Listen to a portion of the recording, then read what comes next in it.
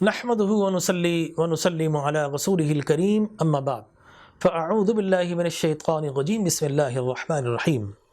محترم مکرم ناظرین کرام، السلام علیکم ورحمۃ اللہ وبرکاتہ۔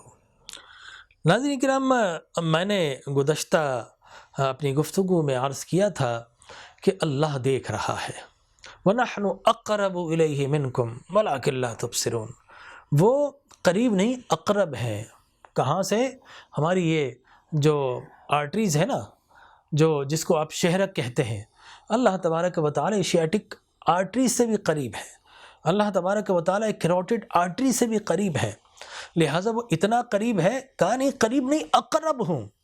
قریب کی بھی سپرلیٹو ڈگری جو ہے وہ اقرب کہلاتی ہے، میں تو قریب ہوں وَلَكِنْ لَا تُبْصِرُونَ، لیکن تم مجھے دیکھ نہیں سکتے۔ اب یہ بھی بڑا عجیب معاملہ ہے۔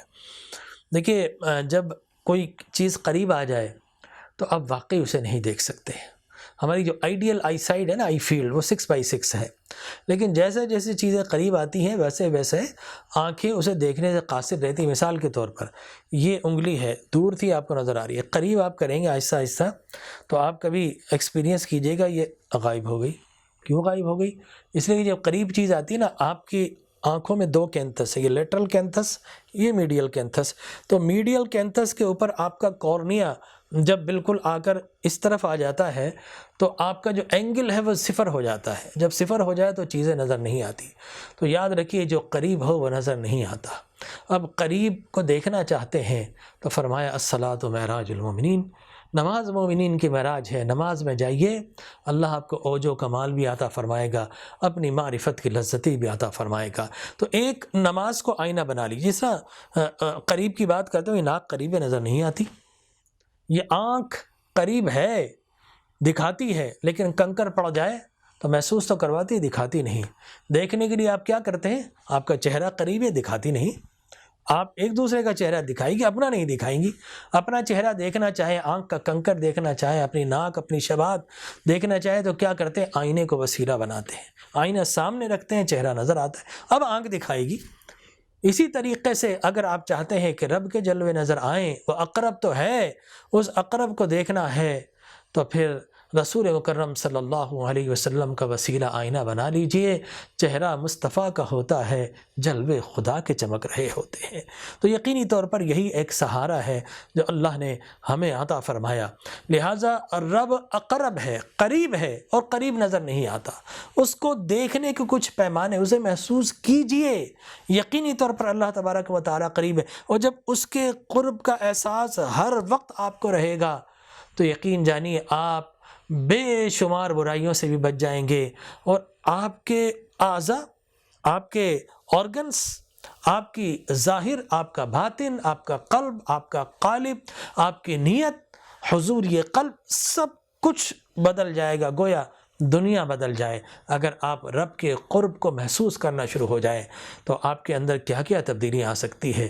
مثال کے طور پر آپ نے دیکھا ہوگا کہ کوئی چور اور ڈاکو بھی اگر سامنے صاحب پولیس کھڑی ہو، چلیں جناب پولیس کو چھوڑ دیے، رینجرز کھڑی ہو تو، یا اور بھی کوئی لا انفورسمنٹ ایجنسیز کھڑی ہوں، تو کیا چور چوری کرے گا؟ ڈاکو ڈاکہ ڈالے گا؟ نہیں صاحب، وہ کہے گا جناب یہ پکڑ لیں گے۔ چلیں صاحب، میں اپنے پاکستان کی پولیس کی بات نہیں کرتا، باہر کی پولیس کی بات کر لیجیے۔ کوئی چوری نہیں کرے گا کہ سامنے پولیس کھڑی ہے، مجھے پکڑ لے گی۔ تو کیوں؟ اس لیے کہ وہ دیکھ رہی ہے، پولیس والے دیکھ رہے ہیں، میں چوری کروں گا پکڑا جاؤں گا۔ تو جب پولیس والے دیکھ رہے ہیں تو اس کے خوف سے چور نے چوری کرنا چھوڑ دی، ڈاکو نے ڈاکہ ڈالنا چھوڑ دیا، نہیں دیکھ رہے ہیں۔ تو ایک لمحے کے لیے یہی احساس ہمارے شعور میں آ جائے کہ رب دیکھ رہا ہے، تو کیا آپ برائی کریں گے؟ کیا آپ بے حیائی کریں گے؟ کیا ہم ظلم کریں گے؟ کیا ہم غیبت کریں گے؟ کیا ہم جھوٹ بولیں گے؟ کیا ہم کسی کو زد و کوب کریں گے؟ کیا خواتین کے حقوق تلف کریں گے؟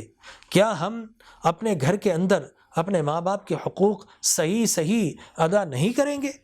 کریں گے۔ کیوں؟ اس لیے کہ رب دیکھ رہا ہے۔ جب ایک پولیس والے کی وجہ سے چور چوری چھوڑ دیتا ہے تو کیا ہم رب کی وجہ سے کہ وہ دیکھ رہا ہے اپنی برائیاں نہیں چھوڑ سکتے؟ تو مان لیجیے کہ شاید ہمارا ایمان ابھی اس مقام پر نہیں پہنچا کہ ہم نے چور کو تو مان لیا کہ چوری چھوڑ دے گا، اس لیے کہ سامنے پکڑنے والے موجود ہیں، وہ دیکھ رہے ہیں۔ تو ہمارا ایمان غالباً ہمیں لاشعور میں نہ جانے اسٹور میں کہاں پر پھینک دیا ہے کہ دن رات برائی کرتے ہیں، وہ کہہ رہا ہے میں دیکھ رہا ہوں، لیکن ہمارا ایمان نہ جانے کہاں چلا گیا، وہ احساس کے اندر نہیں آتا۔ تو رمضان ہمیں لاشعوری جو ایمان ہے اسے شعور میں لاتا ہے، 3 چیزوں سے: روزے کی حالت میں کھاتے نہیں، پیتے نہیں، حقوق ازواج کی طرف نہیں جاتے کہ رب دیکھ رہا ہے۔ تو یقین جانیے یہی وہ منظر ہے، یہی وہ معاملہ ہے کہ اگر ہم شعور کے اندر لے آئیں تو پھر ہماری دنیا بدل جائے، منظر نامہ بدل جائے۔ لوگ کہتے ہیں صاحب دنیا بدل گئی، زمانہ بدل گیا۔ میں کہتا ہوں نہیں صاحب، زمانہ نہیں بدلا، دراصل ہم بدل گئے، اور ہم اس لیے بدلے کہ ہمارا دل بدل گیا۔ کیا پھولوں کی مہک بدلی ہے؟ کیا سورج کی چمک بدلی ہے؟ کیا چڑیوں کی چہک بدلی ہے؟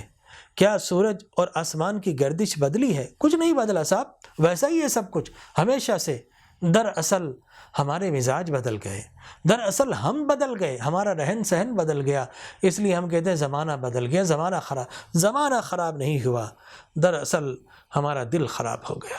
اس کو صحیح کیجئے، انشاءاللہ یہ جو ایمان ہمیں روزے کے ذریعے حاصل ہو رہا، اللہ دیکھ رہا ہے، انشاءاللہ اسے مزید تقویت اور دوام ملے گا، اور جب تقویت اور دوام ملے گا تو تقوی حاصل ہوگا۔